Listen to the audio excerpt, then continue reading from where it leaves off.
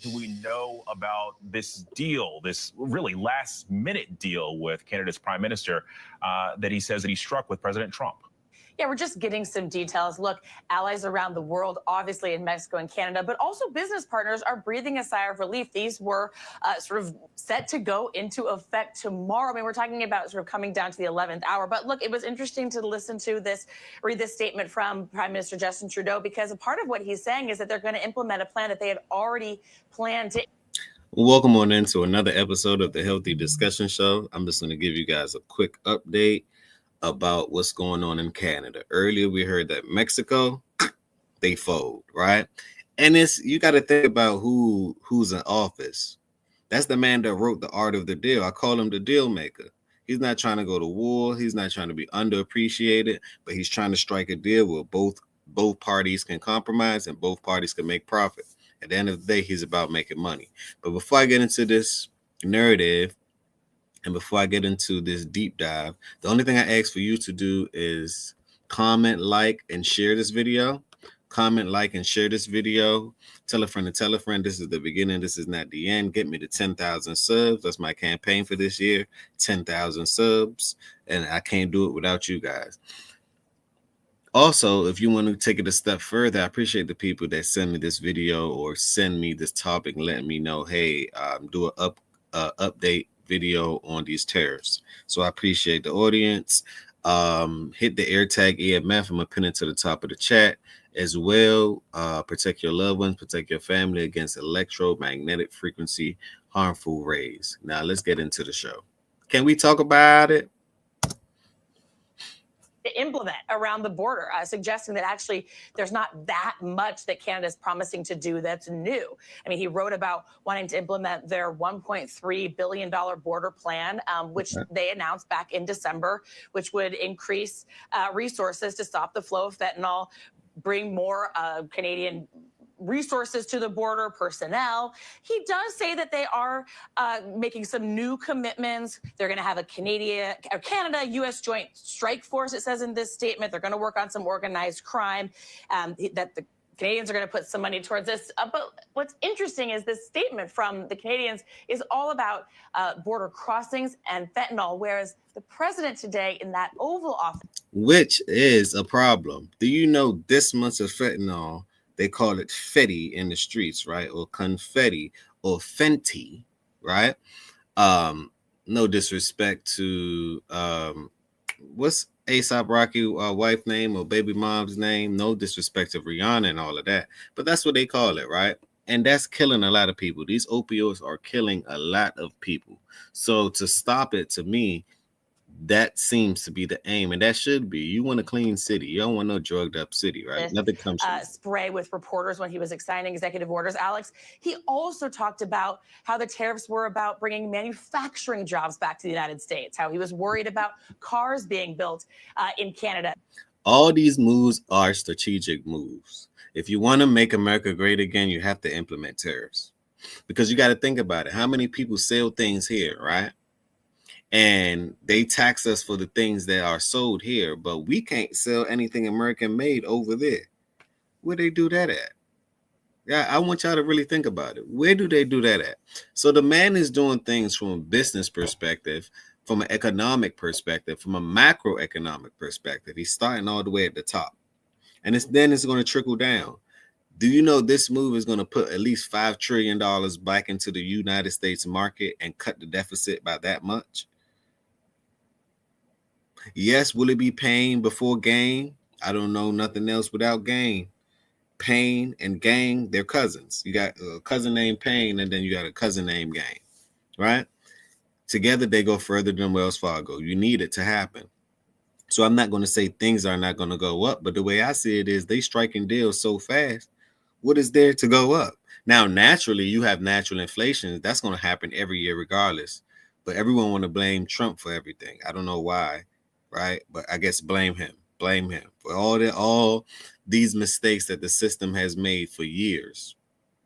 Blame them. The problem is the money. I keep saying this. I'm going to let y'all know. The problem is the financial system, how it's designed. It's designed to keep you broke no matter how you think about it. I'm not saying that you can't find loopholes around it. Find your loopholes, right? But that's what taxes is and everything else along that nature. Find your loopholes. But at the same time, for every dollar that you have, how much do you really own? 3 cents. Due to the fact that they keep on printing money. You can be a millionaire, you can be a billionaire. The fact that they keep on printing money is like them adding, say for instance, you have a cup of soda and it's half a cup, right? And you decide to add water in the cup. That's what happens when you print money. So you're diluting your regular dosage. You're diluting the acid that's in your soda that people generally like. All right, you're diluting these things, so which means you have less soda and more water. Just giving you a quick example. So that's what's wrong with the United States, the actual fiat system that we're currently on, which is actually getting innovated due to crypto and everything else. So pay attention tomorrow. They're going to have a big crypto meeting tomorrow. There's just another update around 2:30, and the future of crypto is here. So that's a whole nother thing. Check me out on Crypto Do. Check me out at Crypto Do on YouTube, Crypto Do 3. And I talk more about crypto on that channel. This is just my general channel right here. So mixed messages from this White House, but nonetheless, we're talking about tariffs that were obviously of great concern to businesses, to allies, now being averted at least for the next month. What more do we know about this deal, this really last? I also spoke with Prime Minister Trudeau of Canada, and we had a good talk in the morning, but I did ask him a couple of questions, like, banks aren't allowed to do business in Canada. Canada is very tough. Canada is very, we're not treated well by Canada, and we have to be treated well.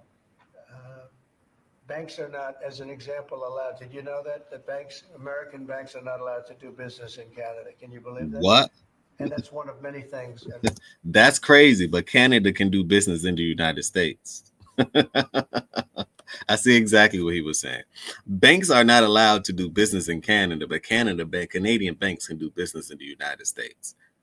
Where's the fair trade agreement? Oh, so they said in the Biden and Harris administration, to hell with that. Come on, people. Wake up and smell the coffee. We talked about it, and I think we'll win most of the subjects. But for some reason, a lot of things have been very unfair with Canada. I noticed that in the first term, you deal with people, and after a while, you begin to realize, like you learn that Larry Ellison is very tough to do business with, okay? He's a very tough guy. I mean, I'm sure you're shocked to hear that. But Canada is very tough. They're very, very tough to do business with, and we can't let them take advantage.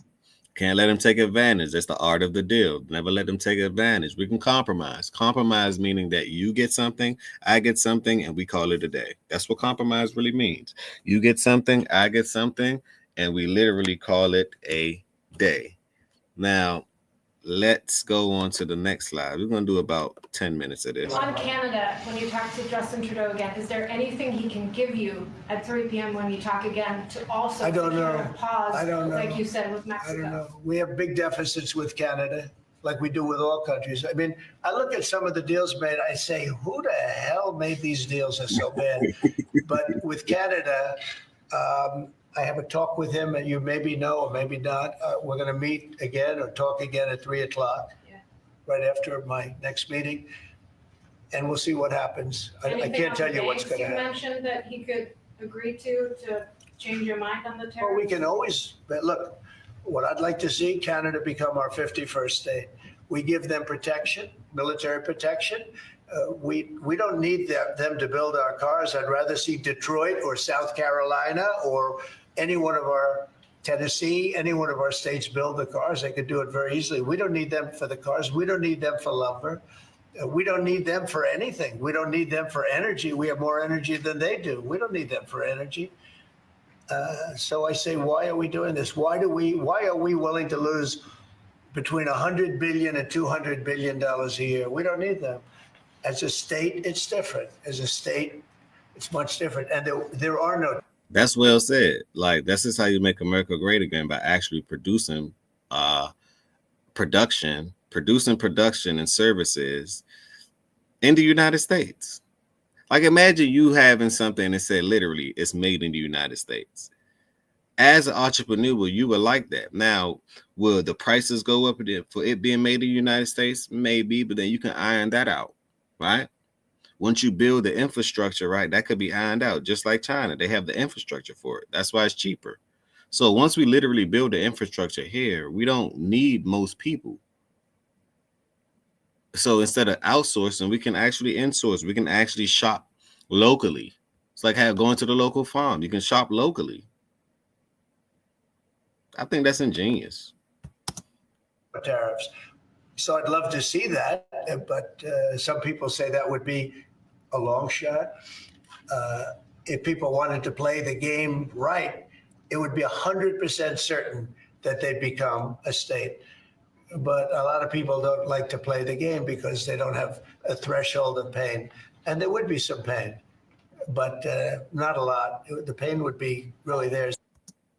You hear that? The pain will really be theirs. Like I say, 80% of the things that they export comes to the United States. So who's really losing?